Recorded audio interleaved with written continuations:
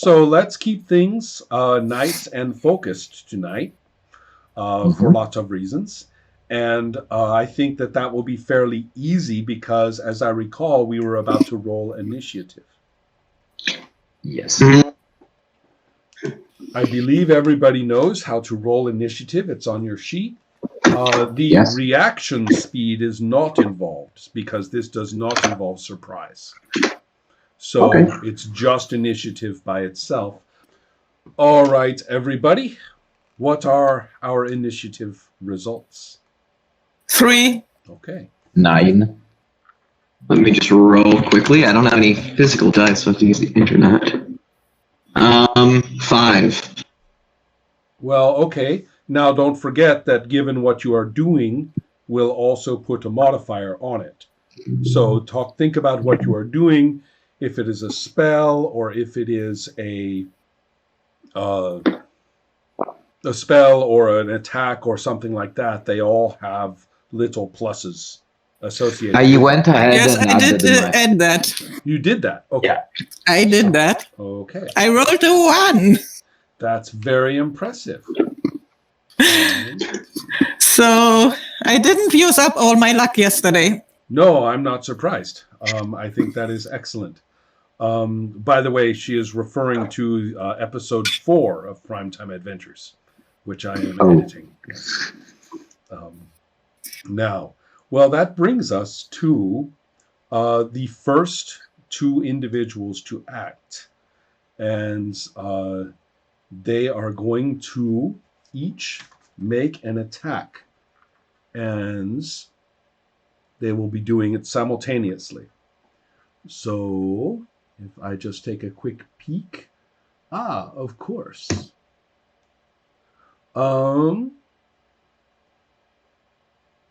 There we go. Okay, so I am dealing. I would like the people that I am who are Sam and Lorenzo. Does either of your characters have a defense rating? Yes, I have 5. Minus 45. Whoa. Say that again. I've written 45. If that sounds crazy, it kind of does. Yeah. Okay. Let me see how that's calculated because maybe I calculated that wrong. Do a quick double check. Lorenzo, what's while Sam checks, can I ask you something, Ron? I should have asked that before. How close am I to the basilisk? Well, you are. If we look at the picture of the map, remember you are up on the on the ledge, and the you are up on the ledge above. So as far as the distance going down, you are certainly not at close range. But on the other hand, let me ask this way: more or less than 15 meters. 15 meters? I would say that you are less than 15 meters. They are not. It's not very high, right? But you're at you are about exactly at that range. So we will say that's enough. The range, yeah. That seems like about right for the distances that I have in my mind.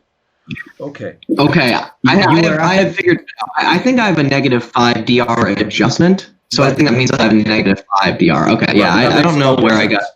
Yeah, most characters don't have any. Right. And okay. Yeah. Dusters are slippery little bastards. They tend to have small defense, some defense adjustment that others don't have. So, in other words, they operate as percentage points. That is simply cut straight off of the attacker's percent. Okay. Right. So, Lorenzo, what is your defense adjustment? Yeah, mine is 5 because 60 agility is nothing, but I have luck. I have some from luck. Okay. So, good. In that case, I'm going to roll to see what happens. First for Vefselk. 51. And second for... Aha.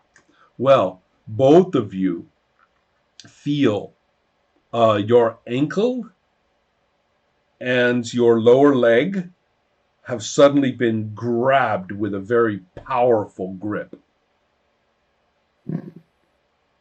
And a glance down will show you that hands have arisen from the sand and from, in one case, up from the water. From one of you is clearly, you're pretty close to the water, so at least one has come up out of the water. You cannot see really what the hands are attached to, but they are really human hands. Ouch. Okay. Okay. So they're doing you no damage, but your movement is suddenly extremely limited. So those have grabbed you. So then the next move is Itasha. Yes. Who was thinking of slowing down those basilisks, but may reconsider. Although, well, no. I think I still do that. You tell me what you are doing. I'm going to use. This is ridiculous. I can't live online. Sorry. I'm going to use Soften Earth. Aha. So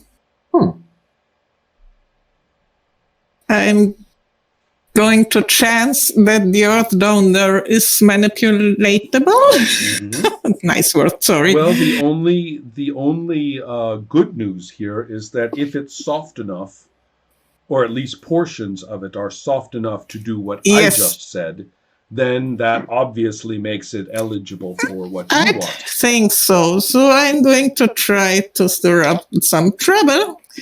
And I'm using 25 of my miracle points. Hooray. Okay. And I'm going to...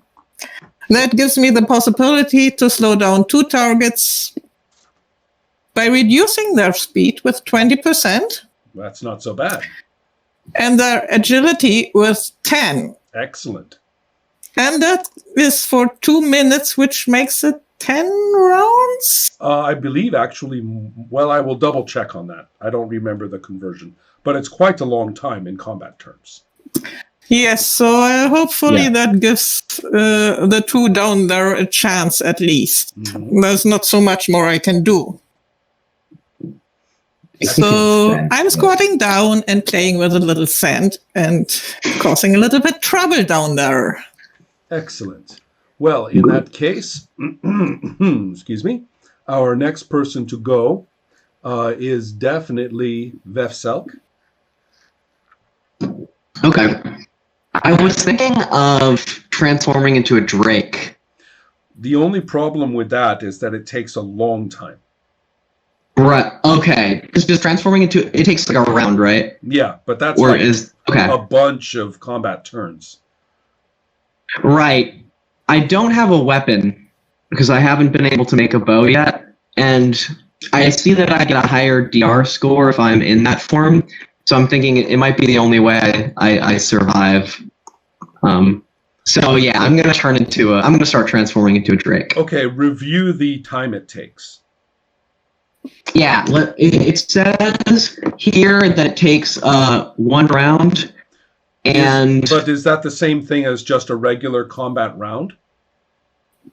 Yeah, it says a full round, 12 seconds, during which time they are vulnerable to any type of attack. Wow. I have a DR of 0 at this time. That's not so bad, actually. Yeah, so okay. I thought it took pretty longer quick than that. But okay, so you are shifting and turning into a drake, which is no small thing. We are talking about basically a wingless, draconic-looking, slithery dinosaur creature of some kind. Yeah. So that's kind of only in 12 seconds. Yeah, I know. So okay. Yeah. So then the next person to go, right. is going to be one of the pools there of this extremely clear water. Is going to be disturbed as a being stands up in it. And it is very similar to the hands that have grasped you in that it is dead and mostly gone. You are effectively looking at a skeleton held together by dried tissue. Scraps and pieces of what might have been clothing are dangling from it, but you might not want to look too closely because that could just be tissue and that would be disgusting. But it is not rotten, it is too gone for that. So it has no expression. Its face is mostly skull. A lot of the bones are themselves eroded and incomplete. It's just got enough left of itself to be able to stand. And in its hand, it has a long club, a long weapon that has edges on it. So it also looks so eroded and so ancient that it is not identifiable particularly. It almost looks as though they are the same thing. They are both so decomposed, the same color. So it stands up out of the water, and that takes its entire round, is to free itself from its sandy and watery presence. Okay, so then the next person to go is going to be Farith. Okay, I added my modifier for the short sword because I didn't find anything about drawing weapons. No, I found we can review this a little bit, but for a game which is so freaking detailed in terms of combat time, it is surprisingly light on the rate for actions besides hitting someone. Yeah. So there's just a little bit about movement, and even that is fairly limited information. So yeah, it says. So anyway, can I draw my weapon? Mm-hmm. Can I draw my weapon and attack something? Well, it seems to me that given the timing that I am looking at here, nothing is coming in at the same round. So that's okay. I mean, if you lose a point or two, so what, right? Okay, right. So I'm going to draw my sword, and I think my immediate preoccupation is going to be the ends that are holding me in place. Right. So I'd try to take a swing at that. Sure. Go ahead. They are a little bit stationary, and so it's not too hard to hit them. Go ahead and roll your attempt to attack with your short sword. Okay, yeah. And there is another, sorry, this is going to be the last complicated question I ask about this, but I have 3 attacks every 2 turns, which brings up memories. But that aside, there is one thing. I have parry as a skill, which says that I attack at half speed. So what do we consider? What we have to do is to see what you are doing.